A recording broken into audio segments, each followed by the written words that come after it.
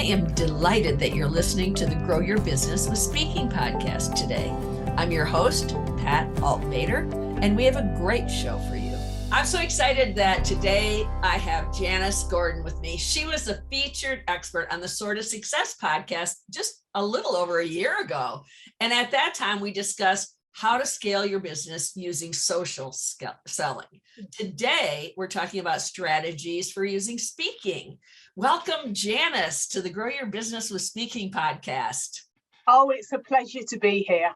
I know you use speaking a lot in your business. So why don't you tell us how important you think it is for individuals to invest in speaker training and participating in their professional organizations?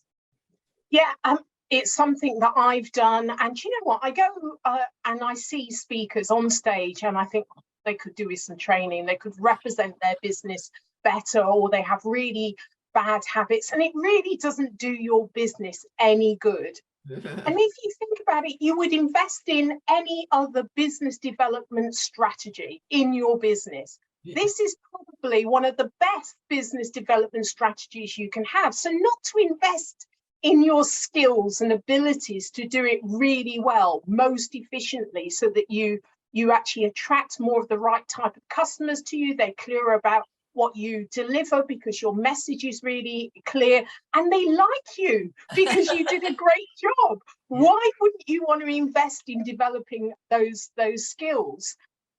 Public speaking helps you. It helps you to build your confidence, not only in speaking, but in any other area as well. You know, you think of networking on the phone, video that we're all doing now. You have to build your confidence up in these areas. Pitching, if you haven't done it in a while, you're going to be nervous, but if you're used to speaking, you lend those skills. Presentations, in fact, all communication.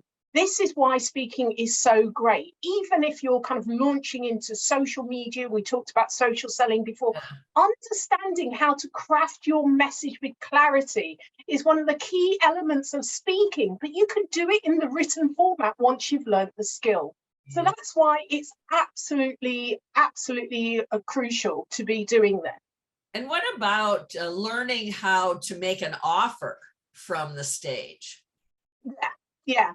You've really got to know your audience. I see a lot of bad practice. They copy the way other people do it, but it's actually not appropriate to a business audience or your audience. So you've probably heard of, you know, making an offer to the stage and it's time limited and everyone's got to rush to the back of the stage and sign up, you know, all of those kind of. I think it's bad practice. It may be right for particular audiences, but it's not right for everybody. It doesn't present you as a professional speaker. And especially in the sales world, because the whole point of this is selling, is that now buyers have all the power, not sellers. So whether that's in, you know, the sales process or whether you're a speaker, it's the buyers that have the power. So what you want to do is present yourself so well that they raise their hands and say, that's right for me. She's speaking my language. I really like that person. I want to find out more. I'm going to download something from the website. I'm going to get that checklist. I'm going to follow this person. And then I'm going to perhaps buy from them. But I just want to check them out and see if they're legit. So you can have selling from the stage, running to the back, but there are other ways of actually doing that. And that is being a great speaker. But also think about the whole process of speaking in your offer. So are you speaking in the right audience? Is this your ideal audience, first of all? Because there's no point making a great offer if it's not the right audience. Yeah. And also making sure that your message is really clear, making sure that you're likable, network before and after, because sometimes it takes a while for people to absorb the offer you've made. They want to see you, and they may have a particular problem. They want to ask you a question. This is why I love Q&A from the audience, because it's normally they've got a problem and obstacles in their minds, and then you're answering it not only for that one person that asks the question, but a whole host of other people that probably didn't structure the question or are afraid to raise their hands and ask the question. So there's a whole host of things that you can do. So it might be that you have a competition. So I often would say, if you post on social media at 3 o'clock or whenever the event is ending, I'll have a look and I'll make an offer and you'll get a copy or 2 copies or whatever of my book, signed copy. And we often do another social post. Guess what? Organizers love that because it's suddenly they get a really boost in lots of people posting things and activity, and it's great for me to then follow up with all the other people that didn't win, but connecting with them because they were interested, they were motivated. Yeah. What about a cheat sheet that they download or an ebook, something the way they have to go onto your website gives them more information, gives them more time to decide whether it's something they're interested in or an offer that's limited, but you let them go into it. You don't force them to the back because this time limited offer. You let them make the decisions to inquire a bit more. You might offer a free consultation to people, but in that you would want, if it's not quite your right audience, perhaps they have to answer a few questions first, and then you can actually tailor what you say in terms of your consultation, or that this is your sweet spot of clients. So really think about how you prepare for your speaking, what you want out of that day. Is it about connections? Is it social media? Is it actual sales? Is it downloads? What you want them to do, and make that message really clear. And then afterwards, the follow-up is really important as well. Yes. And so how do you capture their email addresses? By having them go to a lead page to download the cheat sheet and get their email addresses that way? Yes, but I would always tell people that, I'm going to ask for your email address. Don't let it be a surprise. Don't say it's free, when actually there's a value to an email. Yes. So, be upfront and honest and say, I've got this information for you. You may give them 2 levels. I often give people 2 levels. They can have the ebook for free, but they can have 10 ebooks, but they need to give me the email address. Mm-hmm. Then they can choose. So I have 2 levels to my offers. But yeah, that's the way to collect their email address.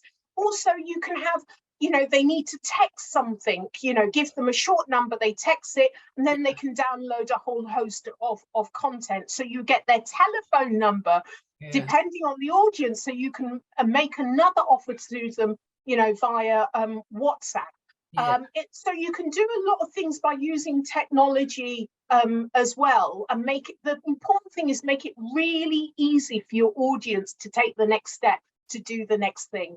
Yes. So I noticed from talking to other speakers that sometimes the audience is really excited and they're like, yes, I want your free consultation. Some people use a card that they pass out to people, and then they get the card back, and there's all these people that check yes.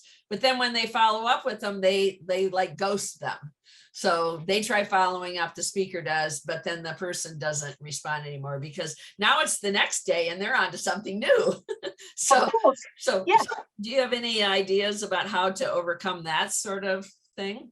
Well, what they haven't done is made it really clear about who this offer is for. So the first thing, they may not be in their ideal audience, and that's not always possible. There may be a selection of ideal people within the audience, but then you need to make it clear, this is for this particular person. So it's normally that particular person that's going to apply for the offer. The presentation will also detail, in terms of the case studies, the examples, even the imagery, the products that you're talking about. They will know whether this is for them or not. If you haven't done that in the content and the presentation that you're delivering, if you're not talking about that really small niche of people, products, case studies, examples, and things like that, how's the audience going to get an idea that it's not for them? So it's got to be really compelling for the people that are ideal and actually put off the people that are not ideal. If it's really compelling for the people that it's ideal, then they're going to want to have this thing because you've presented a solution to their problem. But you can only do that if you know what their problem or their burning question is. Right. So there's another thing that you can do is prior to the event is make sure you've got the hashtag of the event that you're speaking at and engage in social media. Say I'm going to be speaking on this subject, you know, I'd love to connect with you. You know, you can even make an offer before the event as well. And then you could say, if it's a week before, say, oh, it'd be great to have a conversation with you. You know, I'm looking for a case study, whatever it may be. So you can actually get some feedback before, take a picture, put them in, if obviously get their permission. They love it when they've been part of the presentation. Even if it's not a week before, during the networking before, take some pictures, drop that into your presentation of your ideal people audience, because again, it's got to think, this is really speaking to me. So don't put in just anybody. Pretty pictures, make sure it's really focused and targeted on what you want to achieve. That's why you've got to have in your mind, what do I want to get out of this? How am I going to lead people down there? And I need to be open and honest of what I am looking for and what I'm not looking for. Yeah, absolutely. So how do you follow up afterwards? So say they download your ebook, then what's your next step? Yeah. So follow-up is really important. Again, manage expectations as part of your next step. Tell them you will be following up, right? So they know to expect it. So, you know, in my podcast, Scale Your Sales podcast, when I'm actually looking for particular guest members, I will connect with them and I'd follow their content, I like their content, so I connect with them. So they know I read something, what they've done, I've done some research.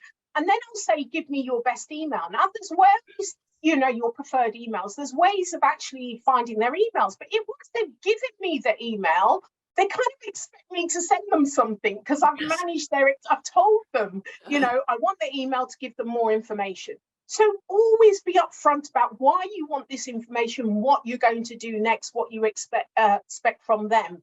So in the follow-up, say that, you know, if anyone's interested, you know, make sure that I've got your details, I will be following up. You know, for those people that answer these questions and download this, I will be following up. So when you do follow up, perhaps make another offer, warm them up, send them a bit of content, said that, you know, like following your question or, you know, the top questions that came from the audience, I've put together a post answer sheets for this event. I thought you would be interested in it. The important thing is to give before you expect to receive. Be really open and be really generous. Sorry. So, you know, and genuine. Yeah, exactly. So, you know, part of following up is actually putting those seeds in during your content, during your download and all of those things, so they know to expect it. So when you capture some information, when they register for something, are there a few targeted questions you could ask? And then those answers to targeted questions is what this additional information that you're going to send them, because they think, I wonder what everyone else answered to that. So you're making it really compelling. And you can say, you know, everyone that answered this is the information, this is the answer, so they can see what other people said as well. So don't just go straight in with a sell. Think about what other information they need, what else you can offer them, how you can offer more value, but make sure you follow up. What I always do when I've got a speaking engagement, I block out the next day. I will not do any other work but focus on that event. So that what I do is any cards, any communication, any social media, I will go through all of that again and see if I've got their LinkedIn, Twitter, then I'll connect with them on LinkedIn saying, oh, thank you for that posting that you did on Twitter. So now I'm building up, moving everyone across to the platform I want them on, where they're going to see more of my longer form content. I will then a week later go back in and, you know, send a message or send something of value to, I am continuing to warm them up, but now online. So I create you know, they're all in one list. I know what event they came from, so I can easily go in, and if there's like 10 or 50 or 100 people from this particular event, and they're moving along, you know, the funnel. It's really hot in here. Bring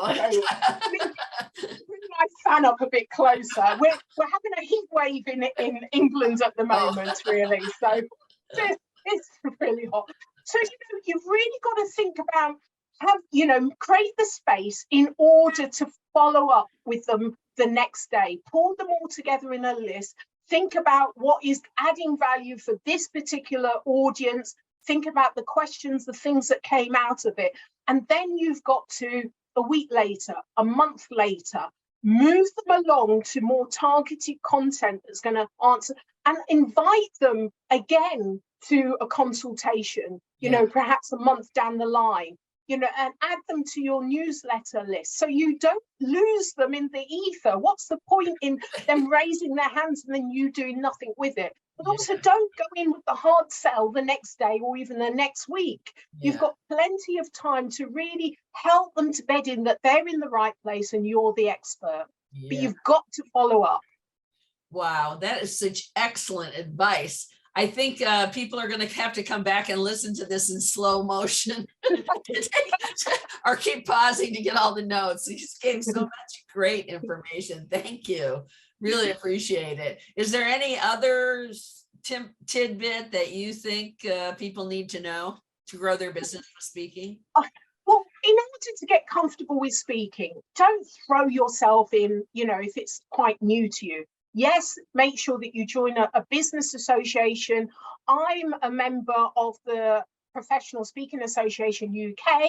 You've got CAPS in the Canadian Association of Professional Speakers. You've got NSA, the National Speakers Association. We're all part of the same community under the GSF, the Global Speakers Federation. And so, wherever I am in the world, I can go to South Africa or Asia and I put out, I'm going there. There'll be other speakers that will support me, help me, answer my questions, help me to make sure that, whatever I'm doing is relevant to that audience. But also, if I'm looking at honing a particular skill, I'm going to go back into this community. It's like, who's the best person that can help me with this, that can, teach me training on that? There's always going to be people that are further ahead of your business model that you can learn from. So it's a really great community. The other tip is in terms of Q&A at your event, make sure you have a Q&A. Because, as I say, there are people that think, well, this is interesting, but I've got this problem. I'm not sure if they're going to be able to resolve it. Well, if you encourage them to ask the question, or even if they can't do it in open audience, come up to me afterwards, I'm sure I'll be able to help them. That's a buy signal. That's why you want Q&A. You want those buy signals. You want to capture those people and say, okay, I've given you some information, but, perhaps give me a card. Let's stay connected. People are willing to do that because you've already offered them some value, and they need a little bit more time to think about. You're not selling, you're just giving and you're offering value. And if they like you and if they've got a problem they think you can solve, they're going to approach you anyway. Yeah. And there was one last tip that I was thinking of, and it's gone out of my head at the moment. It might come back to me in a moment. Okay. All right. Well, why don't you tell us how people can get in touch with you? Yes, okay, I've thought about that other thing.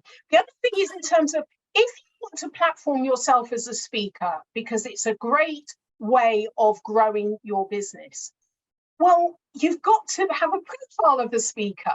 So, when they look on maybe your business website, is there a page that says speaker? Are there videos of you speaking? Are there images of you speaking? Where is the social proof of you speaking? It's funny how somehow people are going to imagine you as a speaker, but you've got no evidence of it. So, platform yourself as a speaker. I've recently relaunched my speaker website, and I'm really proud of it, janicebgordon.com. And prior to kind of launching it, I went back to my speaker community and said, well, what do you think to this? And there's some really great, insightful things. Sometimes you can't see the wood for the trees.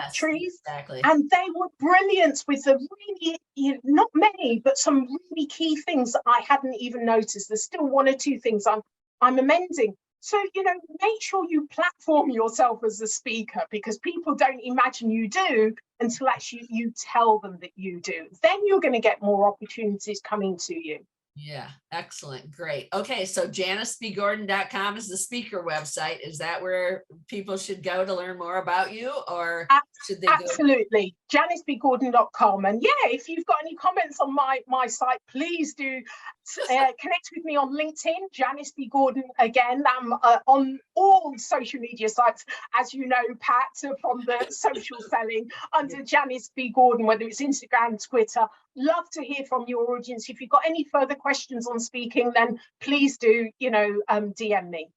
Excellent. Well, thank you so much for being on with me today. Appreciate it. I absolutely love talking to you, Pat. Thank you. Bye-bye.